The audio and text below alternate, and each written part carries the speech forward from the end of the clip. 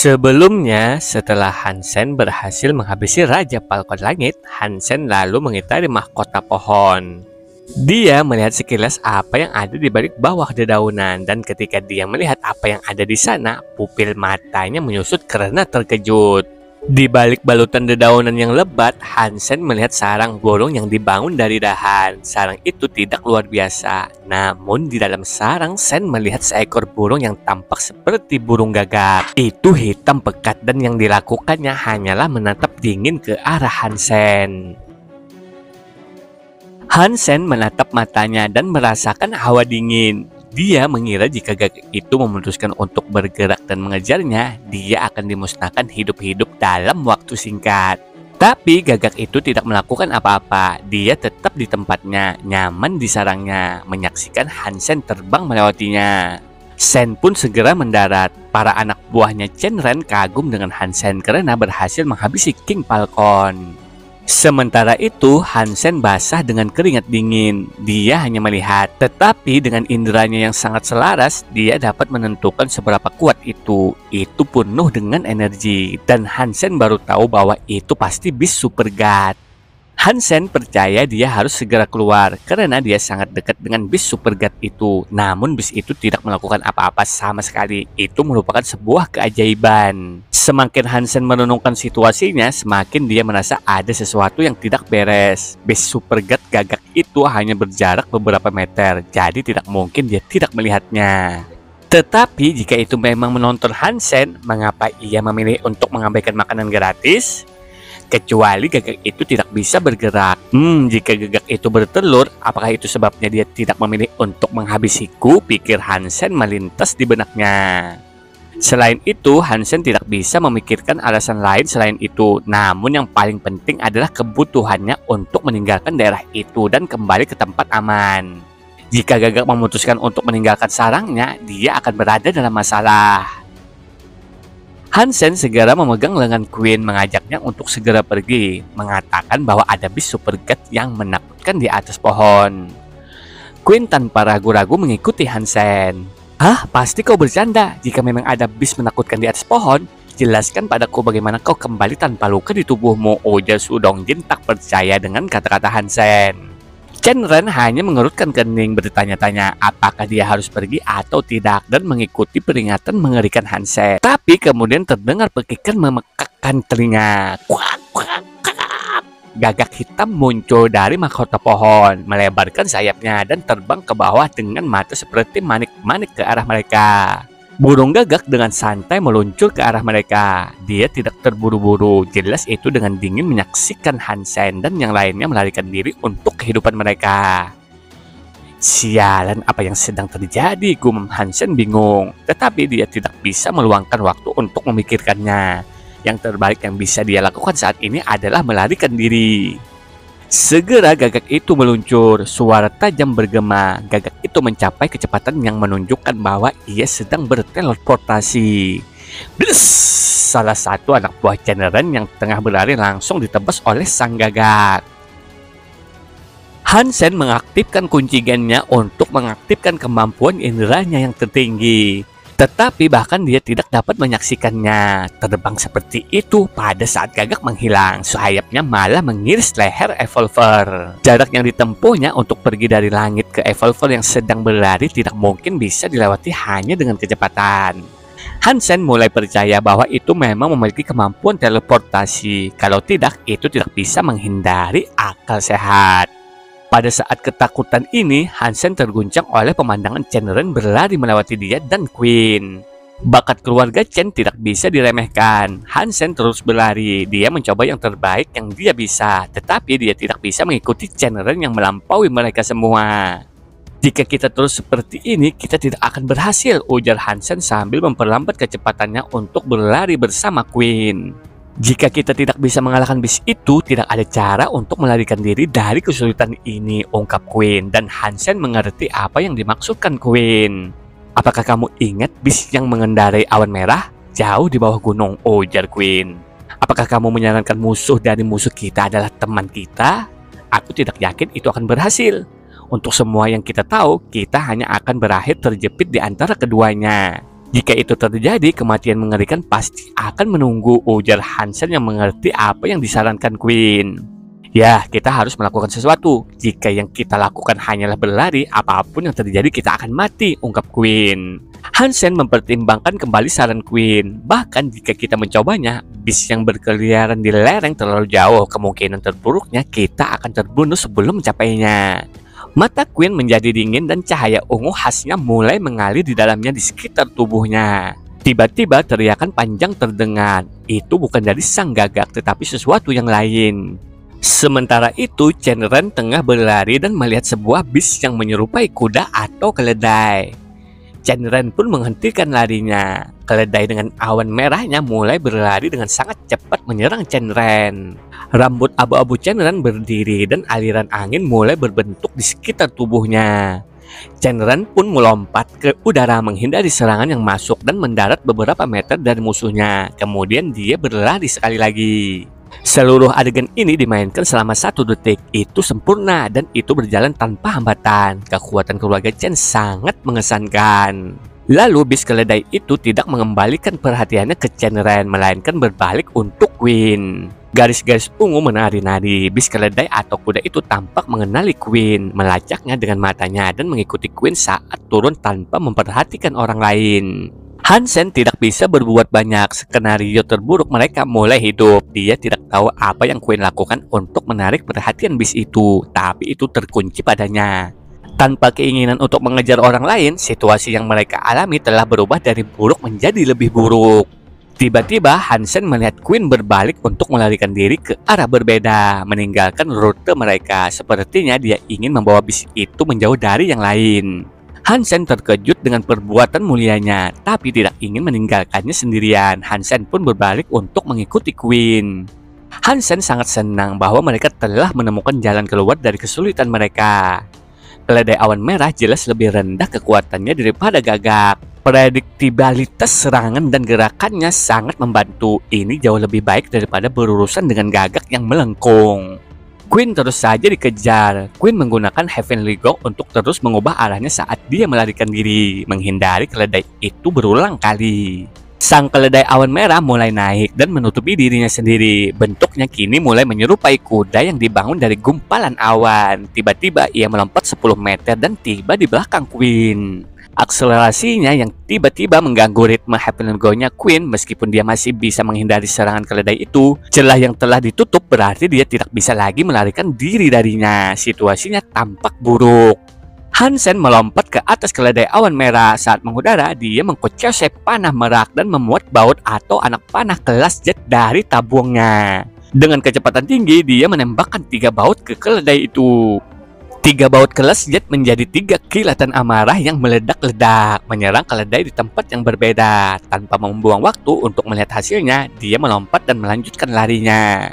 Keledai awan merah memekik ketika 3 baut mengenainya, dan dia menjerit ketika api membakar tubuhnya. Mereka mungkin tidak merobek kulitnya, tetapi mereka cukup kuat untuk merusaknya. Keledai awan merah mengeluarkan udara dari lubang hidungnya dengan marah dan berbalik untuk mengejar Hansen. Awan merah itu menakutkan dan dalam 3 langkah ia berhasil berada di belakang Hansen. Keterampilan Hansen tidak kalah dengan Queen, tetapi mereka tidak jauh lebih kuat. Hansen berhenti berlari untuk menangani keledai. Queen pun berteriak ke arah keledai. Ketika mendengar suaranya, matanya menjadi merah lagi dan melanjutkan mengejarnya. Tak ada satupun dari keduanya dapat bersaing dengan keledai, tetapi dengan keduanya menarik perhatian bolak-balik. Tapi tidak peduli apa yang mereka lakukan, mereka tidak bisa melukai sang keledai awan merah karena kulitnya yang sangat keras walaupun mereka juga tidak terluka. Ini tidak berjalan terlalu baik. Jika gagak menghabisi yang lain dan memutuskan untuk mendekati kita, kita juga akan mati, ujar Hansen. Tidak ada pilihan lain, ujar Queen. Mendengar itu, Hansen punya saran dan mengatakan, apakah kamu ingat tulang belulang? Para bis tidak pernah mendekatinya dalam jarak 1 kilometer. Mungkin kita harus mencoba untuk sampai ke sana. Tentu, ucap Queen tanpa ragu. Dia menyelaraskan tujuannya ke taman tulang yang mereka kunjungi di saat mendaki. Mereka pun akhirnya melihat taman tulang. Hansen dan Queen melompat di antara tulang rusuk kerangka itu. Keledai itu tetap berada di luar, meringkuk dalam kemarahan dan kekacauan. Sepertinya takut akan sesuatu. Hansen menarik napas lega dan saling bersandar. Aku ingin tahu milik bis apa tulang ini. Pasti hal yang agung yang membuat bis Supergat takut akan sisa-sisanya. Ya, kita tidak bisa berlama-lama di sini. Setelah istirahat sebentar, kita harus bergerak cepat. Ungkap Queen duduk untuk istirahat dengan mata tertutup. Hansen mengangguk. Dia tahu mereka hanya bisa beristirahat sebentar, terlepas dari kenyataan bahwa kunci gen mereka telah menyala terlalu lama, menguras energi tubuh mereka. Seandainya dia tidak berpikir untuk datang ke sini, mereka mungkin tidak memiliki kesempatan untuk beristirahat sama sekali. Mereka tidak yakin apakah Gagak itu berencana untuk muncul atau tidak dengan niat membunuh. Mereka tahu pasti mereka akan terjebak di antara tulang untuk waktu yang lama jika itu terjadi. Tapi itu tidak lama sebelum mereka mendengar suara langkah kaki yang cepat. Secerah bayangan muncul mengungkapkan pendekatan Shenren dan orang-orangnya. Ketika mereka melihat Hansen dan Queen, mereka sedikit terkejut. Keledai awan merah frustasi setelah kehilangan targetnya. Tetapi Shenren dan orang-orangnya tiba dengan cepat, tampak senang. Untungnya mereka semua bisa berhasil menghindari keledai gila dan mencapai tulang rusuk. Wajah Hansen dan Queen terlihat khawatir ketika mereka melihat Gagak itu masih mengejar Shenren yang sekarang baru saja membawanya mendekat. Itu mendarat di pohon layu di dekatnya dan mengawasi mereka dengan dingin. Shenren dan orang-orangnya tampak tidak sehat. "Chen tua, aku terkejut. Bagaimana bisa kau sampai di sini?" ujar Hansen bertanya kepada Shenren. "Sulit bagiku untuk menjelaskannya," jawab Shenren sambil menghela napas menolak penjelasan. Hansen tahu tidak ada gunanya bertanya lagi jika Shenren tidak mau memberitahunya apa yang telah terjadi. Kelompok mereka pun sekarang terjebak di antara tulang-tulang. Mereka menunggu sepanjang hari dan malam. Hansen tidak tahu harus berbuat apa. Mereka tahu siapapun yang keluar dari tempat perlindungan tulang lebih dulu akan dibunuh oleh kekuatan gabungan dua bis Supergat. Tidak ada jalan lain. Hansen tiba-tiba merasakan sensasi berdenyut datang dari saku dadanya sekali lagi. Dia hampir lupa tentang keberadaan labu karena situasi yang mereka hadapi. Ketika dia mengeluarkannya dari sakunya, permukaan itu berhenti. Saat Hansen merabanya dan memeriksanya, tidak ada hal luar biasa yang terjadi. Labu yang aneh, pikir Hansen yang belum mengembalikannya ke saku dadanya. Jadi dia terus memegangnya. Jika sesuatu terjadi kali ini, dia akan siap untuk memeriksanya. Keledai awan merah dan Gagak sangat sabar menolak untuk meninggalkan mangsa yang mereka kejar di sini. Beberapa hari berlalu dan dehidrasi mulai menyerang. Tak seorang pun memiliki air yang tersisa dan mereka tidak dapat meninggalkan tulang yang aman. Jika terus berlanjut, lebih banyak orang akan mati. "Saudara Han, bagiku sepertinya mereka tidak akan pergi. Kita harus melakukan sesuatu segera," ungkap Shenren merendahkan suaranya untuk berbicara dengan Hansen. "Jika kau punya ide, maka aku siap," ujar Hansen. Hansen tahu itu hanya masalah waktu sebelum Shenren datang berbicara dengannya lagi. "Kami adalah pengembang terkenal. Akan sangat aneh jika kami ditemukan mati kehausan di sini, terperangkap di antara tulang-tulang ini." Setelah itu Shenren lanjut berkata, "Tapi tulang-tulang ini tersebar di beberapa kilometer. Jika kita dibagi menjadi dua tim dan berlari dua arah, kita mungkin akan memiliki peluang. Bagaimana menurutmu?" "Aku kira kita bisa melakukan itu, tapi tim seperti apa?" tanya Hansen sambil berpikir apa yang dikatakan Shenren masuk akal. Keledai itu berada lebih dekat dengan ekor tulang ini. Orang-orang yang berlari seperti itu akan sangat dirugikan. Ada kemungkinan kedua bis Supergat itu akan menyerang tempat itu juga. Ini adalah rencanaku, dan aku tidak akan sia-sia menempatkanmu pada resiko. Aku ingin kalian semua berlari di depan sementara aku mengambil belakang, ungkap Shenren sambil menghela napas. Dia kemudian berkata lagi, "Tetapi aku akan melakukan injeksi dengan satu syarat." "Tolong beritahu aku," ujar Hansen terkejut. Shenren berencana melakukan sesuatu yang begitu tanpa pamrih. "Su Dongjin dan yang lainnya adalah saudaraku. Aku berharap kau akan membawanya bersamamu. Aku yang terkuat di sini dan aku bersedia keluar melalui tulang ekor dan memberi kalian semua waktu yang kalian butuhkan untuk melarikan diri dari tempat yang menyedihkan ini," ujar Shenren. Mendengar itu, Su Dongjin berkata, "Tuan Chen," dan yang lainnya pun tersentuh. Lalu Su Dongjin dan yang lainnya mengikuti Hansen dan Queen ke depan tengkorak, sementara Shenren pergi sendiri ke tulang ekor. Mereka pun mengatur timer dan ketika saatnya tiba, kedua tim akan berlari. Keledai awan merah sekarang melayang ke sisi Hansen yang memiliki lebih banyak orang dan meringkuk pada mereka sesekali. Melihat keledai awan merah mendekat, Su Dongjin merasa nyaman. Jika Gagak yang memilih untuk mengejar mereka, bahayanya akan jauh lebih buruk. Ketika penghitung waktu mencapai 0, Chen Ren berteriak, "Lari!" Melihat Chen Ren berlari, semangat Su Dongjin kembali terpancar. Dia dan orang-orang yang meninggalkan ujung kerangka. Queen pun hendak pergi bersama mereka, tetapi Hansen menariknya kembali. Dia menoleh padanya dengan tatapan bingung, tidak mengerti mengapa dia tidak ingin lari. Tapi dengan cepat Queen menyadari apa yang terjadi. Gagak telah terbang, tetapi targetnya bukan Chen Ren, melainkan Su Dongjin dan orang-orangnya. Su Dongjin dan orang-orangnya sudah berangkat, tetapi keledai itu sudah mengejar mereka. Itu mencegah mereka kembali ke kerangka yang aman. Tanpa jalan untuk kembali, mereka tidak punya pilihan selain melanjutkan perjalanan menuruni gunung seperti yang telah mereka rencanakan. Chen Ren bajingan tua itu, dia mempermainkan kita. Ekornya mungkin terlihat lebih berbahaya pada awalnya. Tetapi perhatikan baik-baik, akankah kerangka bis sebesar ini hanya memiliki ekor yang panjangnya beberapa meter? Hal ini rusak, sisa tulang ekor kemungkinan besar berada di bawah tanah. Dan itulah mengapa Chen Ren dengan senang hati menuju ke arah itu. Kita mungkin tidak menyadarinya, tetapi bis-bis itu kemungkinan besar dapat merasakannya. Itu sebabnya mereka lebih suka mengejar kita. Sekarang Queen mulai memahami situasinya, sebanyak yang dia tidak suka. Chen Ren rela mengorbankan pengikutnya sendiri untuk lebih banyak waktu dalam usahanya melarikan diri. Bajingan itu, gumam Queen yang tidak bisa menahan diri untuk tidak bersumpah. Setelah Su Dongjin dan orang-orangnya telah dihabisi, Gagak dan keledai awan merah kembali. Mereka dengan dingin menyaksikan Hansen dan Queen yang terus bersembunyi di antara tulang rusuk. Percaya bahwa mereka tidak ingin keluar dalam waktu dekat. Dua bis haus darah itu pergi ke arah Chen Ren. Aku akan menghitung sampai 100. Ini akan menjadi satu-satunya kesempatan kita untuk melarikan diri, ujar Hansen sambil mulai menghitung. Dia membuka kunci gennya untuk melacak di mana Gagak dan keledai itu berada. Ketika Hansen menghitung hampir sampai 100, dia tidak bisa melihat lagi di mana burung Gagak dan keledai itu berada. Mereka berdua melesat keluar dari bawah tulang. Beberapa saat kemudian hati Hansen merasa seperti akan melompat keluar, merasakan ada bahaya. Dia berteriak pada Queen agar berhenti dan kembali. Hansen berlari secepat yang dia bisa kembali ke tulang. Perasaan bahaya yang mulai mencekiknya itu semakin kuat dan kuat dengan kunci gennya pada kapasitas maksimal. Pada saat berikutnya, dia melihat bayangan hitam menjulang yang merayap di atasnya. Darah menyembur seperti buket bunga.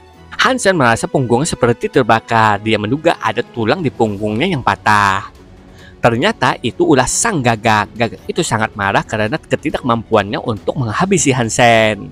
Ia mengepakkan sayapnya dan menghilang sekali lagi. Ketika muncul kembali, bilas sayap Gagak mengiris bagian belakang leher Hansen. Hati Hansen menjerit, sudah berakhir. Gagak itu terlalu kuat dan kecepatannya menghalangi untuk menghindar. Tetapi pada saat yang tepat, ketika tampaknya Hansen akan kehilangan kepalanya, tanaman merambat kering yang mencekik tulang menjadi hidup. Mereka masing-masing seperti ular menyerang Gagak yang terlalu dekat ke tulang rusuk. Mereka menjebak bis itu, dan meskipun ia mematuk dan mengayunkan sayapnya sekuat mungkin, Gagak itu tidak dapat membebaskan diri. Queen khawatir dengan keadaan Hansen. Hansen membeku. Dia tidak pernah menyangka tanaman merambat yang tampaknya tak bernyawa itu memiliki kekuatan yang begitu besar. Kekuatan yang cukup untuk menangani bis Super God. Sekarang Hansen mengerti para bis itu tidak takut pada tulang. Mereka takut pada tanaman yang melilit mereka. Di saku dada Hansen, labu itu mulai berdenyut sekali lagi. Kali ini itu lebih kuat dari sebelumnya. Dia benar-benar merasa seperti detak jantung. Hansen sekarang tahu pasti bahwa ini bukan tipuan pikirannya. Denyut nadi yang lemah seperti detak jantung bayi itu mungkin samar, tapi itu adalah kehidupan yang sama. Apakah kamu baik-baik saja? Ujar Queen melihat luka Hansen. Queen pun mulai mengobati Hansen. Hansen menahan rasa sakit. Aku bisa menahannya, desis Hansen. Kemudian tiba-tiba sebuah pekikan menembus udara. Gagak hitam yang kusut dan tertahan oleh tanaman merambat tidak terlihat begitu menakutkan seperti dulu. Ujung tanaman merambat berduri dan mendorong diri mereka sendiri jauh ke dalam tubuh Gagak. Tanaman merambat tampak hidup seolah-olah mereka haus darah Gagak. Tanaman merambat yang mengering menggeliat dengan kekuatan baru dan mereka mulai tumbuh lebih panjang dan lebih besar dari sebelumnya. Gagak hitam terlihat mulai lemas, tapi tiba-tiba sang Gagak mengeluarkan kekuatan besar. Gagak itu menggeliat bebas dari cengkeraman tanaman merambat dan terbang ke udara dalam ketakutan dan pergi. Setelah burung gagak melarikan diri, bulu hitam gagak berasal dari mantel luarnya berjatuhan. Setiap bulu panjangnya sekitar 1 kaki. Bulu hitam milik bisu Supergat dan tidak terlihat normal, alih-alih kemungkinan penerbangan mereka lebih seperti senjata yang bisa digunakan gagak. Ini bukan harta karun yang dijatuhkan gagak. Hansen pun meminta Queen untuk mengumpulkan semua bulu hitam untuknya. Setiap bulu seperti baja dan sangat menakutkan untuk dipegang begitu saja. Bagaimana kalau kamu mencoba kekokohan bulunya, ujar Hansen ke Queen. Queen pun mengangguk dan menghunus pedang jiwa bis darah dewa dan memotong salah satu bulunya dengan serangan langsung. Tidak ada satu goresan pun yang tersisa di atasnya. Ini benar-benar barang bagus, ujar Hansen. Hansen pun menghitung dan jumlahnya 36 bulu. Bagaimana kalau kita membagi secara merata masing-masing 18 bulu, sarang Hansen kepada Queen. Tidak ada gunanya bagiku untuk memiliki seikat bulu konyol. Kau dapat memiliki semuanya, ujar Queen. Sebelumnya, Queen memperhatikan panah aneh yang digunakan Hansen untuk menembak keledai awan merah. Anehnya itu terlihat sangat mirip dengan merak. Queen mulai bertanya-tanya apakah panah itu adalah jiwa bis burung merak. Hansen tentu saja tidak akan mengakui apapun tentang masalah seperti itu. Jadi Queen tidak bertanya. Jika Hansen menginginkan bulu-bulu itu akan membuat baut atau anak panah. Baut dan anak panah seperti itu akan berguna untuk menghabisi bis Supergat. Jadi Queen lebih suka tidak mengatakan apa-apa dan langsung memberikan semua bulunya kepada Hansen. Hansen menatap Queen dengan aneh saat dia menerima semua bulu. Dia percaya dari cara Queen membalas menatapnya bahwa dia tahu ada sesuatu yang terjadi dengan panah barunya. Namun dia tidak mengatakan sepatah kata pun tentang itu. Kita harus pergi saat gagak itu pergi. Jika keledai itu kembali, pelarian kita akan sulit. Karena kau tidak dapat berlari karena terluka, ujar Queen. Setelah mengatakan itu, Queen mengangkat Hansen dan mendukungnya turun ke bawah gunung. Hansen digendong di punggung Queen. Dia merasa sangat istimewa dan diperhatikan. Karena ini adalah pertama kalinya ada orang lain yang membantunya sedemikian rupa. Namun fakta bahwa itu adalah seorang wanita membuatnya merasa aneh. Untungnya tidak ada lagi bahaya yang muncul selama mereka di jalan. Mereka berhasil turun gunung tanpa gangguan dan kembali ke tempat perlindungan terdekat.